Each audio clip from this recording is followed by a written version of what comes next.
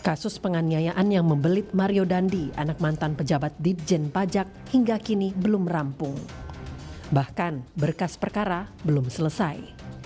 Hal ini membuat keluarga dari korban penganiayaan, yakni Paman David Ozora, Alto Luger, menyampaikan kekecewaannya melalui akun Twitternya.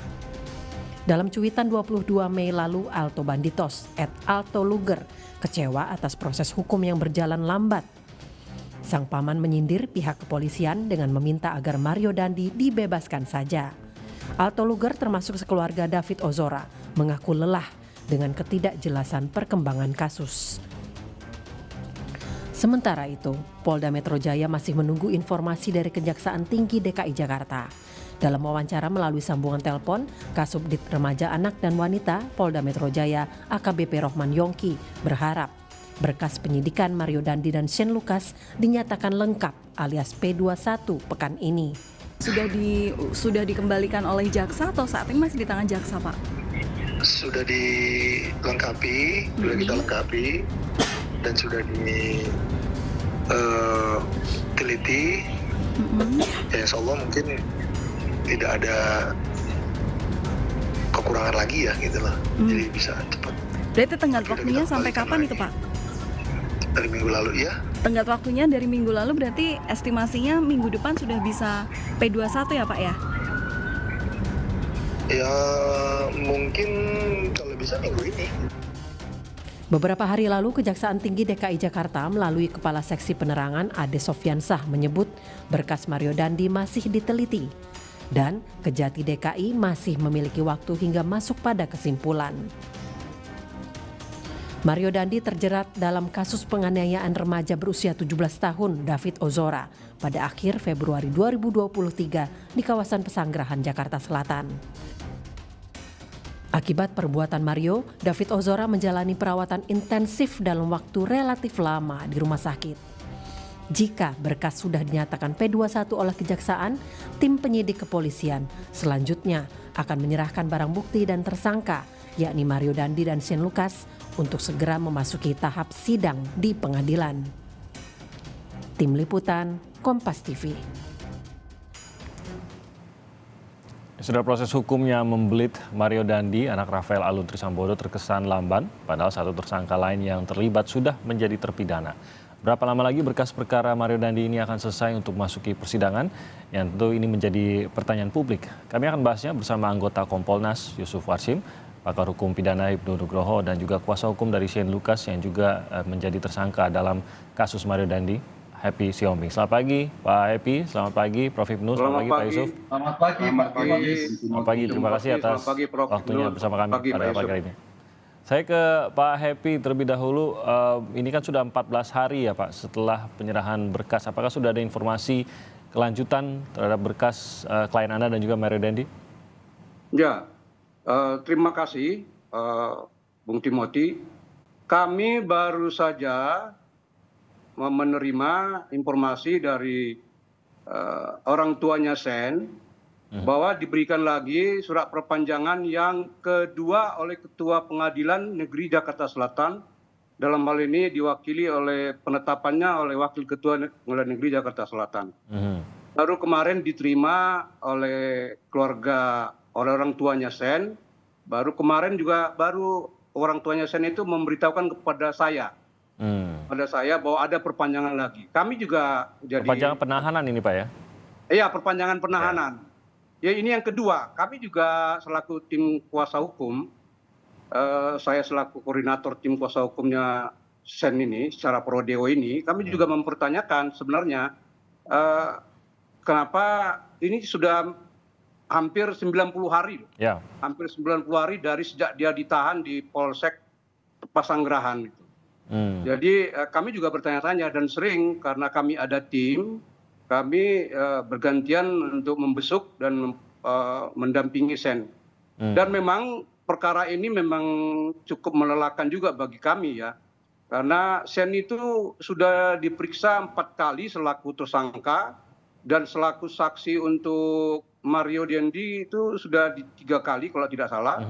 Dan untuk AG sekali dan untuk BAP lanjutan itu setelah P18 itu sudah beberapa kali diperiksa dan kita selalu mendampingi.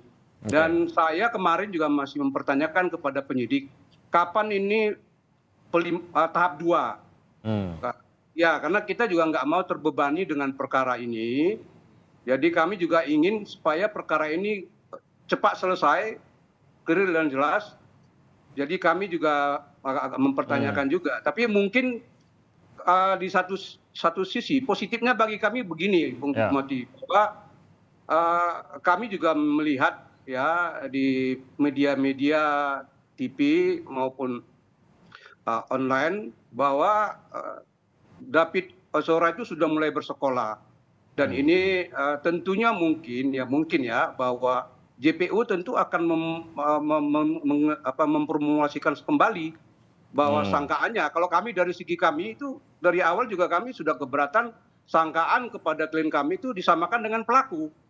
Jadi ya pelaku itu kan 355 ayat 1 ancaman hukumannya 12 tahun.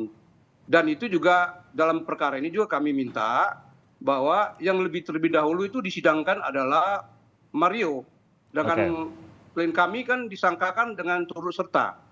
Ya, itu Bung Timothy. Ini kan sebenarnya kalau desakan kita mendengar khususnya dari keluarga korban tadi sempat kita cuplik juga tadi apa yang dikatakan oleh paman dari korban. AG atau pengacara maupun tim dari AG ini juga mendesak kenapa kok kasus ini khususnya untuk Mario Dandi ini kok lama gitu ini untuk memprosesnya. Berarti desakan ini bahkan datang dari Shane juga ya, atau dari pihak Shane Lucas ini juga mendesak agar ini dipercepat dan memiliki keheranan sendiri gitu ya mungkin Pak Happy, kok lama gitu, merasa bahwa ada juga sesuatu yang menghambat kasus ini. Ya, pengalaman saya selaku PH ya, saya udah puluhan tahun berprofesi itu, kalau sudah perpanjangan yang kedua, ini kan perpanjangan yang kedua oleh Ketua Pengadilan Negeri, itu perkara itu sudah mulai disidangkan. Tapi ini memang karena menjadi sorotan perkara ini, sehingga ya mungkin dari pihak kejaksaan dalam meneliti itu ada hal-hal yang ada perkembangan baru. Memang ada perkembangan baru ya yang menurut kami itu di satu segi bagi kami itu positif. Klien kami Shane itu kan selalu ingin ketemu dengan David, mendoakan agar David segera pulih, segera sembuh, dan terbukti kita dapat informasi bahwa David itu sudah mulai bersekolah gitu. Tapi bukti kami supaya cepat juga perkara ini dilaksanakan, disidangkan adalah kami selalu menanyakan kapan tahap 2 gitu. Karena P19 memang 2 kali itu bolak-balik. Jadi P19 2 kali bolak-balik, bahkan di klien kami diundang lagi untuk tambahan bukti. Kami lakukan itu pada saat pemeriksaan itu kami selalu nanya ini kapan nih gitu kepada begitu. Baik, terima kasih Pak Epi. Saya ke Pak Yusuf, dari pantauan Kompolnas sendiri, apakah memang ada sesuatu yang menghambat dalam kasus ini? Setidaknya apakah itu hanya teknis saja, berkasnya bolak-balik kelengkapan dan lain-lain, atau ada hal lain, Pak Yusuf? Baik, terima kasih Bung Timothy. Pertama tentu kami Kompolnas sangat memahami semua pihak tentu menginginkan agar kepastian hukum dalam kasus Mario Dandi, AG, Shane ini segera mendapatkan kepastian kan itu. Dalam pantauan Kompolnas memang persoalan pemberkasan ini yang kita lihat ada pengembalian berkas tadi sudah disampaikan oleh Pak Happy Sihombe itu. Tentu ada hal-hal yang dalam penelitian JPU itu yang harus dipenuhi, dilengkapi oleh penyidik. Dalam kerangka penyidikan barangkali itu tidak menjadi perhatian atau sorotan, tapi karena jaksa penuntut umum yang akan membuat kerangka konstruksi dakwaannya sehingga semua hal itu pasti dilihat.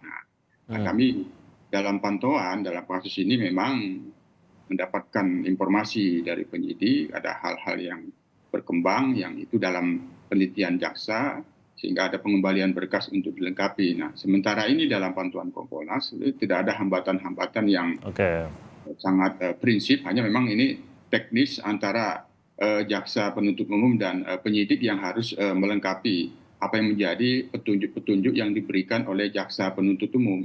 Hanya kami Kompolnas tentu selalu terus mendorong agar penyidik profesional cepat melengkapi apa yang menjadi petunjuk daripada jaksa penuntut umum. Sementara ini kan berkas dalam pantauan Kompolnas sudah ada dalam jaksa penuntut umum, ya harapannya penyidik sendiri sangat berharap lengkap dan P21 sehingga segera disidangkan, Bung Timothy. Itu yang dalam pantauan kami. Ya, mungkin kalau awam ataupun mereka yang tidak terlibat langsung dalam hal ini, bahkan sampai keluarga korban memang hanya bisa menunggu gitu, Pak Yusuf. Tapi bahwa ada ketidakpuasan dari keluarga korban. Tadi Pak Happy juga menjelaskan biasanya kalau udah perpanjangan kedua, ya ini diperpanjang karena sudah dalam proses peradilannya. Ini bahkan belum sampai ke sana gitu. Apakah tetap wajar sebenarnya kalau keluarga korban terutamanya merasa ini berjalan lamban? Betul. Hanya Kompolnas sendiri kan kewenangannya mengawasi kinerja kepolisian, dalam hal ini penyidik.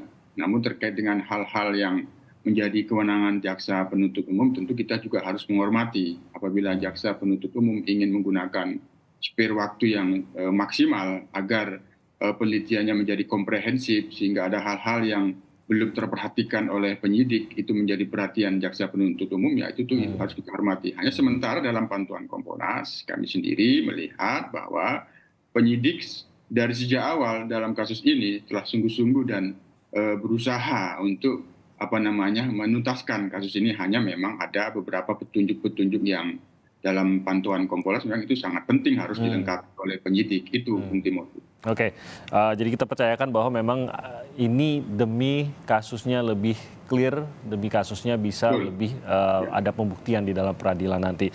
Saya ke Prof. Ibnu, Anda sendiri melihat apakah memang ini termasuk yang lama untuk pengurusannya, ataukah tidak ada sebenarnya cara mengukur yang tepat, terutama kalau kita memantau dari luar gitu, apakah sebuah kasus itu memang benar lamban, diperlamban, atau memang sesuai dengan kebutuhan waktu yang dipergunakan ini? Ya, ini Mas Timothy, lamban atau tidak, karena publik membandingkan dengan perkaranya AG. Kalau AG itu kan kewenangan penyidik hanya 15 hari maksimal. 7 hari pertama, 8 hari itu maksimal.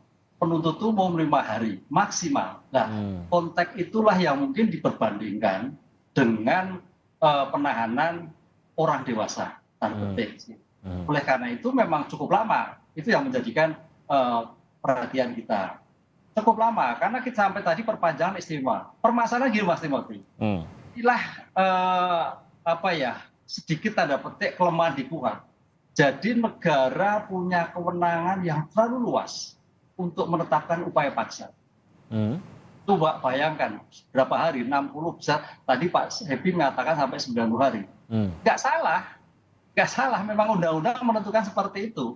Apalagi ini dalam rangka pra penuntutan sebagai mengkoordinasikan antara penyidik dan penuntut umum untuk mendapatkan suatu hasil bukti yang beyond reasonable doubt. Artinya apa? Bukti yang disampaikan oleh penyidik itu betul akurat, bernilai, dan tidak terbantahkan. Karena nanti penuntut umumlah yang mempertahankan di persidangan. Ini nggak salah. Jadi memang lenturnya KUHP ini bahwa memberikan pada negara uangnya cukup panjang. Dan itu loh, ini yang jadi masalah. Apalagi kalau dibandingkan dengan kemarin peradilan anak. Ya, tidak apple to apple. Kan itulah. Oleh karena itu memang kita hanya bisa menghimbau kembali kepada asas peradilan cepat, ya harus secepatnya. Bagaimana secepatnya itu? Penyidik, penuntut umum terhadang oleh bukti yang akurat. Apalagi tadi Pak Epip, saya kira dia punya bukti yang akurat lah. Persiapan-persiapan yang dilakukan untuk membantah oleh penasihat hukum itu yang harus dipersiapkan prudent sekali oleh penuntut umum sehingga jangan sampai perkara ini yang menyangkut perkara nasional menjadikan sesuatu yang tidak bernilai di dalam suatu persidangan. Mungkin inilah desain kita. Logika sederhananya gitu, Prof, kok yang satu bisa kok cepat gitu.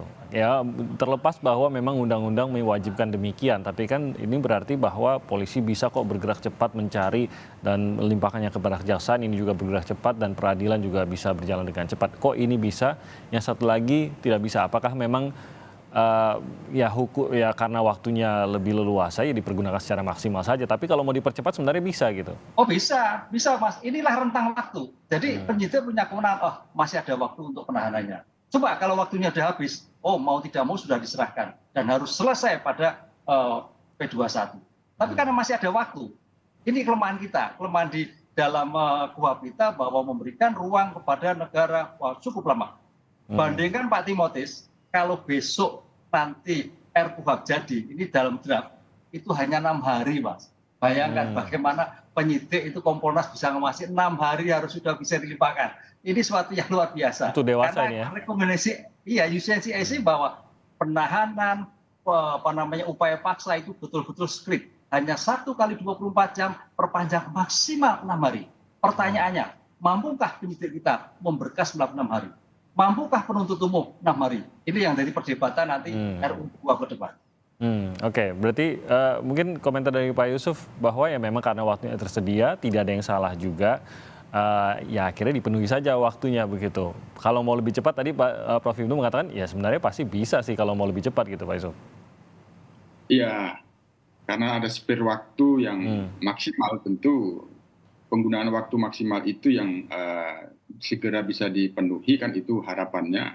Hanya proses koordinasi antara penyidik dan jaksa penuntut umum ini juga ada hal-hal yang tentu harus sering yang tidak lancar, misalnya pemahaman kesepahamannya gitu. Nah, apa yang menjadi petunjuk jaksa penuntut umum di dalam pengembalian berkas itu kan terkadang masih harus dikoordinasikan lagi itu. Masih ada yang harus dikoordinasikan lagi. Namun dalam hal ini sekali lagi dalam pantauan Kompolnas, penyidikan perkara ini sebenarnya on the track, profesionalisme penyidik kami lihat cukup terlihat, hanya kami memberikan catatan-catatan memang dalam hal koordinasi antara penyidik dan jaksa penuntut umum itu harus terus dimaksimalkan. Sehingga ini berkas yang sudah ada di jaksa penuntut umum tentu harus terus dipantau oleh penyidik. Apalagi yang harus misalnya ada yang tersisa untuk dilengkapi, itu harus jemput bola, gitu kira-kira. Agar itu bisa mempercepat, itu harapan kita. Nah, mungkin tanggapan dari Pak Happy yang berperkara dalam kasus ini, kalau memang ternyata mempergunakan waktu yang tersedia, terutama ini karena diatur dalam KUHP yang demikian, tanggapan Anda bagaimana? Ya, memang dalam KUHP kan diatur itu pasal 29 ayat 3B, terutama yang 3AB itu ya. Tapi itu tadi kembali Bung Timothy, bahwa seperti yang kami katakan tadi, ini perkara ini sangat melelahkan bagi klien kami. Dia sebatas untuk memvideokan, tapi perkara ini belum ada kepastian hukumnya. Oleh karena itu kami berharap juga bahwa perkara ini cepat segera dilimpahkan agar kepastian hukum dan terang dan jelas ya, itu siapa yang keikutsertaan dari klien kami ini itu bisa terbukti atau tidak di pengadilan. Tapi satu hal yang kami juga, apakah dengan perkembangan situasi yang sekarang ini memang sehingga dalam penelitian itu cukup membutuhkan waktu dengan perpanjangan yang kedua dari ketua pengadilan, ya, mungkin itu internal dari kejaksaan ya. Tapi yang jelas bagi kami, semoga dengan perkembangan kami tidak kemukakan apakah perkembangan itu, semoga nanti dalam, ya mungkin saja bagi kami ada yang menguntungkan, mungkin pasalnya jadi berubah bagi klien kami gitu ya, yang semula itu, ini kan begini, waktu di Polsek Pesanggerahan kan sebelum dilimpahkan ke Polres Jakarta Selatan, klien kami itu kan di dakwaan itu kan pasal 69C. 69C itu adalah tentang 69C itu tentang pembiaran. Baru ditarik ke Jakarta Selatan, itu ada perubahan pasal, baru di Polda itu setelah ditarik lagi ke Polda itu jadi 355. Jadi ke AG juga 355. Iya. Dan menurut hemat kami juga karena dalam subjek hukum yang perkara ini kan ada 3 orang, kami menduga klien kami semula adalah 355. Dengan ada perkembangan ini, dengan perkembangan ini kami mengharapkan juga bahwa pasal yang didakwakan kepada klien kami juga bisa berubah. Ke 69C tadi? Iya. Menurut Anda ini lebih tepat begitu? Ya, lebih tepat 69C sebenarnya. Oke, baik. Pak Happy, saya ingin menanyakan kondisi Shane. Tadi Anda mengatakan bahwa tim Anda selalu datang untuk menemani dan mendampingi Shane. Saat ini penahanannya seperti apa Pak antara Shane dan Dandy? Apakah masih bersama di dalam tahanankah dan kondisinya seperti apa? Karena kita banyak mendengar juga bahwa ada salah satu dari tersangka ini yang saat ini mengalami depresi, paling tidak menunjukkan tanda-tanda demikian, Pak Happy. Ya, kami sering besuk dan juga dari keluarga ada yang simpatisan dari Shane, ya dari simpatisan dari Shane dan juga orang tuanya. Yang orang tua Shane itu adalah sekarang ini sudah 3 tahun pengangguran. Jadi dia hampir setiap hari malam masa besuk itu datang dan juga ada simpatisan yang besuk. Kami pada saat membesuk si Shane itu selalu menanyakan kapan itu sidangnya, Pak ini, dan juga dia karena sering dibawa makanan, jadi kondisinya dia malah semakin tembem gitu ya. Tapi semakin tembem. Tapi kami dapat informasi dari beberapa waktu yang lalu juga sebenarnya tempat penahanan dari Mario dengan klien kami itu dipisahkan, beda. Walaupun di satu ruangan di Polda, tapi beda supaya tidak bertemu dan komunikasi juga, Pak. Tidak, kami juga menginginkan hal itu. Kami juga dari penyidik juga kami sudah minta. Jadi klien kami jangan disamakan dengan Mario, supaya mereka jangan ada terkontaminasi apa begitu. Jadi kami menginginkan itu. Dan itu memang dikabulkan. Dan kami mendapat penjelasan dari Shane, mereka kalau makan mungkin pernah ketemu ya sekali-sekali di luar itu, di ruangan itu. Dan si Mario memang agak kurusan dia bilang. Agak kurusan, memang pernah ada dengar-dengar dari Shane bilang dia memang ada suara-suara agak menjerit-menjerit, tapi dia juga nggak tahu kenapa gitu ya dari suaranya di ruangannya si Mario gitu. Tapi so far sih keadaan klien kami baik, tapi itu tadi ini melelahkan juga bagi Shane, ya, dia ingin cepat karena dia juga tidak merasa hanya sebatas untuk merekam dan videokan. Sekali lagi kami minta kepada penegak hukum dalam hal ini JPU supaya pelaku dulu yang dilimpahkan, baru kami menyusul karena mestinya pelaku dulu yang di.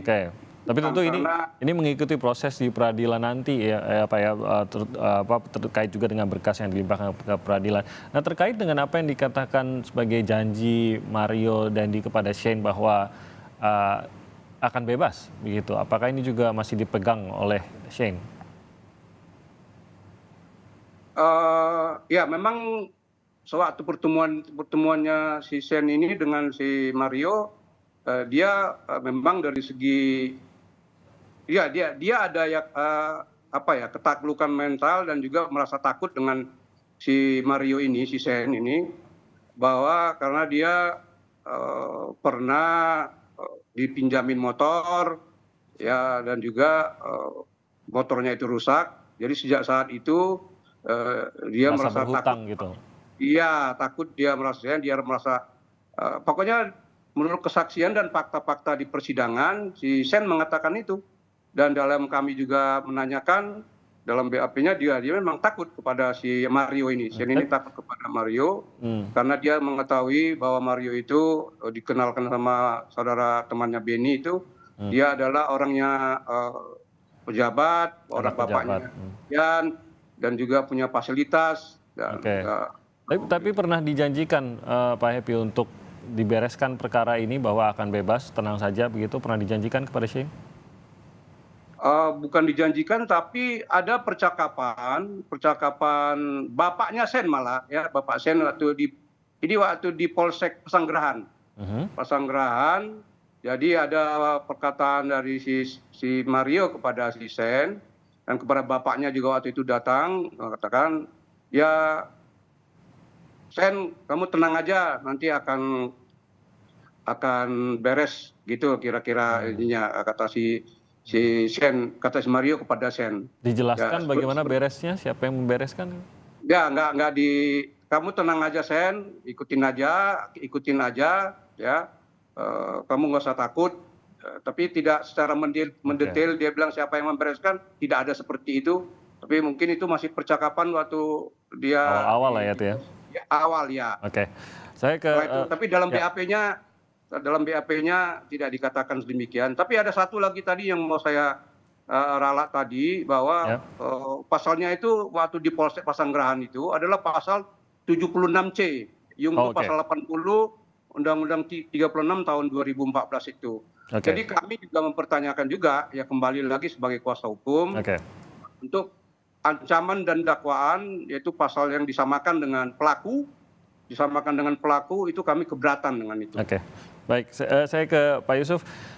Ini memang kasusnya dari awal yang salah satu yang mendapat sorotan kan karena posisi dari ayah Mario Dendi sendiri, dan pada saat kita masuk kepada tahapan di mana keluarga bahkan dari pihak AG dan sekarang tadi Pak Happy juga menggambarkan bagaimana pihak Shane juga ini perkara lebih dipercepat, mereka menginginkan gitu prosesnya dipercepat. Ada ketidakpuasan dan merasa bahwa proses berjalan dengan lamban. Muncul lagi kekhawatiran gitu Pak Yusuf bahwa akan ada pihak-pihak yang mungkin mencampur tangan di luar hukum dalam kasus ini. Di satu sisi juga tadi terungkap bahwa Mario Dendi sendiri sempat merasa percaya diri bahwa ini akan beres lah begitu, walaupun tidak dijelaskan oleh siapa bagaimana caranya, tapi ia merasa ini akan beres, bahkan Shane pun akan beres gitu perkaranya setelah melakukan perbuatan tersebut.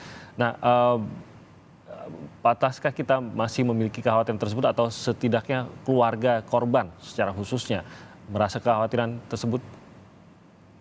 Ya. Sampai sejauh ini, sekali lagi dalam pantauan Kompolnas, penyidikan untuk kasus ini sebenarnya tidak memiliki hambatan-hambatan yang cukup signifikan. Hanya memang sekali lagi terkait dengan koordinasi penyidik dan jaksa penuntut umum, menyatukan pemahaman yang sama. Pemahamannya itu kan terkait dengan biasanya bukti-bukti. Penyidik sendiri kan ketika menetapkan Mario Dendi dan Sen sebagai tersangka tentu berdasarkan minimal 2 alat bukti. Penyidik di dalam penyidikan tidak akan berani apabila tidak ada bukti. Nah, kelengkapan bukti, penguatan bukti-bukti ini biasanya yang sama-sama harus dipahamin antara penyidik dan jaksa penuntut umum sehingga semuanya itu tidak ada celah. Apa yang dikhawatirkan oleh Pak Happy Siombing sebagai kuasa hukum daripada Sen itu sendiri juga merupakan bagian yang kami yakin diteliti oleh jaksa penuntut umum. Kami bisa melihat dari beberapa timeline dan jejak-jejak tentu tidak bisa dikemukakan di sini karena merupakan materi penyidikan. Ini yang harus benar-benar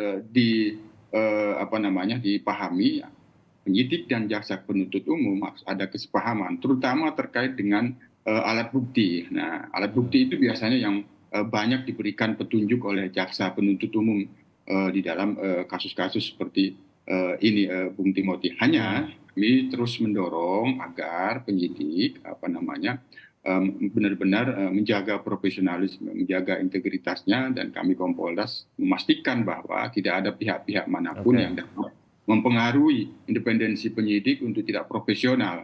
Sementara mari kita tunggu hasil penelitian dari jaksa penuntut umum, dan kami sarankan juga agar penyidik menjemput bola, apalagi yang perlu dilengkapi terkait dengan hal yang harus dilengkapi oleh penyidik. Ini tentu yang harapan kita agar ini bisa mempercepat kepastian hukum untuk ada dakwaan dan disidangkan. Itu Kalau memang ada campur tangan lain dalam kasus ini, terutama dalam proses yang sedang terjadi ini, penyerahan berkas, pelimpahan berkas, dan bolak-balik berkas ini, itu apakah pasti akan terdeteksi, dan apakah oleh Kompolnas juga memiliki kewenangan yang cukup jauh untuk memantau sampai ke sana? Ya, Kompolnas kan menanyakan apakah berkas sudah lengkap, sudah bisa dinyatakan P21, ya sebagaimana yang informasi yang kita terima dari penyidik.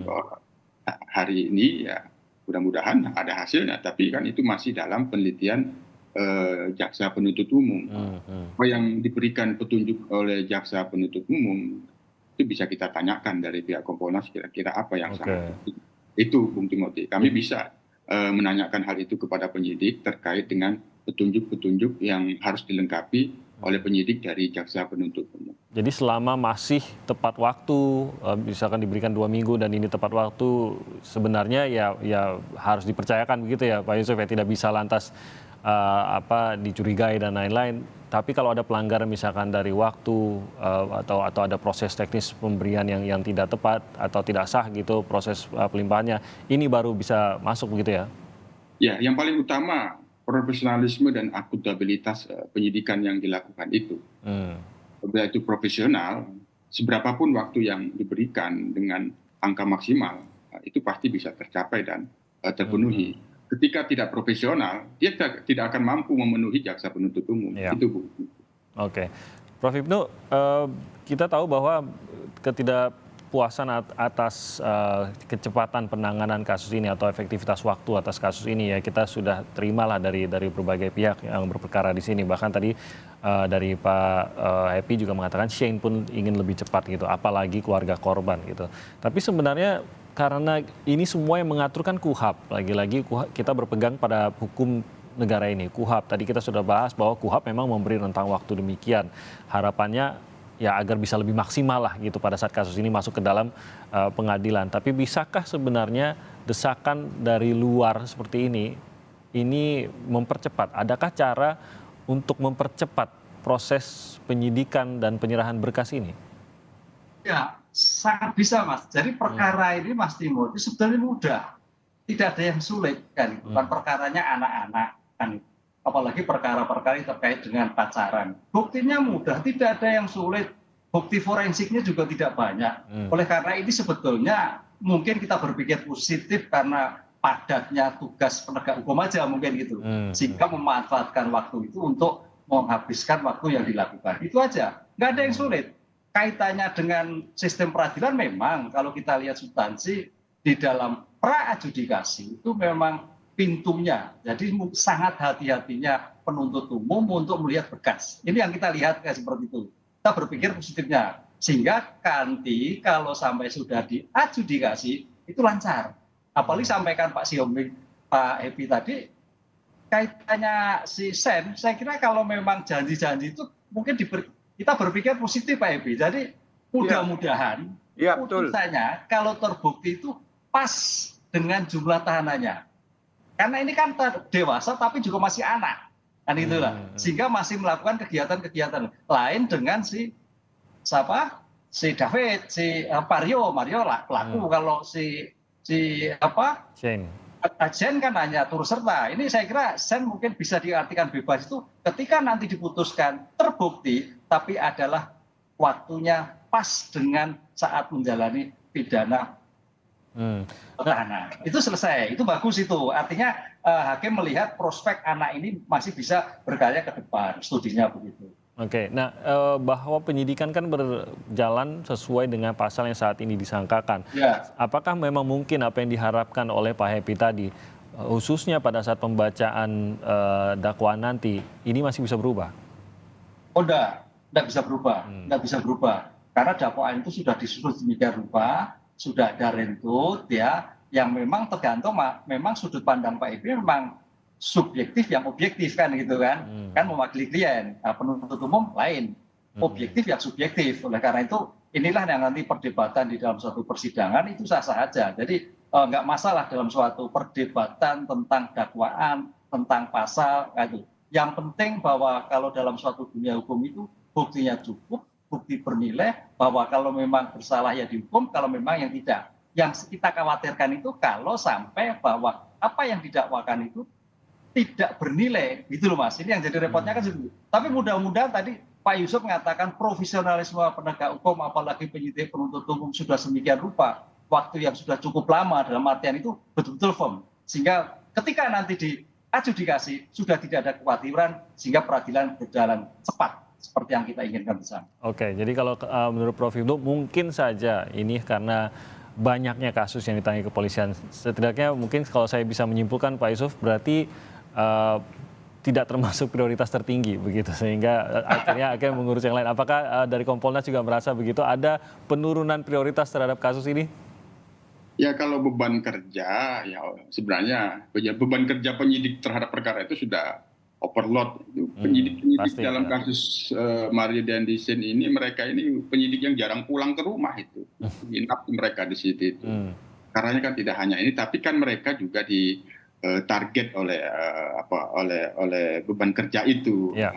Harus tuntas 7 hari itu apa yang harus dikerjakan, 14 hari itu apa yang harus dikerjakan, itu mereka punya timeline-nya gitu. Jadi semua pasti, apalagi dalam kasus Mario penganiayaan terhadap David ini menjadi sorotan luar biasa, yang itu juga mengkaitkan kepada orang tuanya, penyidik kami lihat tidak bermain-main.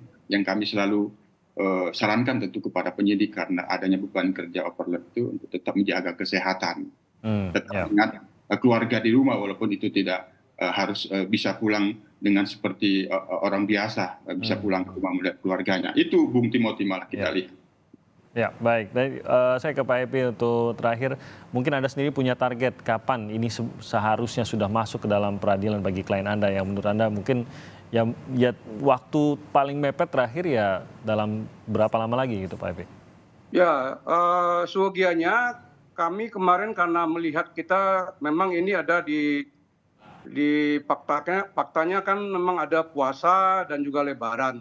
Kita kemarin itu berharap ekspektasi kita itu setelah Lebaran sudah ada tahap 2. Jadi setelah Lebaran, jadi yang Juni ini sudah mulai, kami juga ya itu selalu minta ini supaya Mario juga dulu baru kami menyusul gitu, maksudnya di belakangnya, jadi supaya dia terbukti dulu pelakunya baru. Jadi kami juga berharap ya mudah-mudahan ini perkara ini segera dilimpahkan ya, supaya ada kepastian hukum dan juga tidak melelahkan bagi klien kami, karena dia juga berharap bahwa perkara ini dalam perkara ini dia hanya sebatas merekam aja, memvideokan aja gitu loh. Dan juga mempertanyakan dia kenapa saya disamakan dengan Mario, yang Mario yang mengajak, yang Mario yang memintakan saya gitu.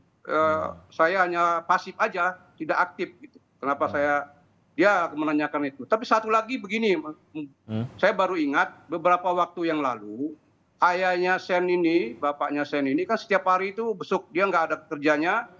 Kami katakan bahwa kami menangani perkara ini adalah secara pro bono. Kebetulan saya kenal dengan bapaknya Sen, dan jadi ada beberapa orang waktu itu mendatangi Polda Metro Jaya, tahanan Polda Metro Jaya untuk coba-coba mempengaruhi Sen. Menurut seperti apa Pak Hebe? Ya, jadi untung ini saya salut dengan petugas tahanan Polda Metro Jaya. Orang itu ingin ketemu untuk membesuk Sen. Saya udah katakan kepada orang tua Sen, kalau bukan seizin kami tim kuasa hukum, siapapun tidak boleh membesuk Sen. Jadi ada beberapa waktu yang lalu, orang tua Sen mendapat info, dan dia ada beberapa orang yang coba mendatangin Sen. Tujuannya? Apakah tujuannya apa? Waktu itu tidak ketemu, tidak ketemu orangnya siapa dan dari mana, itu tidak ketemu, karena orang tua Sen kan tidak tahu soal apa, dia kan orang sipil biasa ya. Kalau kami pada saat itu mungkin kami akan menanyakan secara detail. Sayangnya tidak sempat ditanyakan maupun identitasnya ya.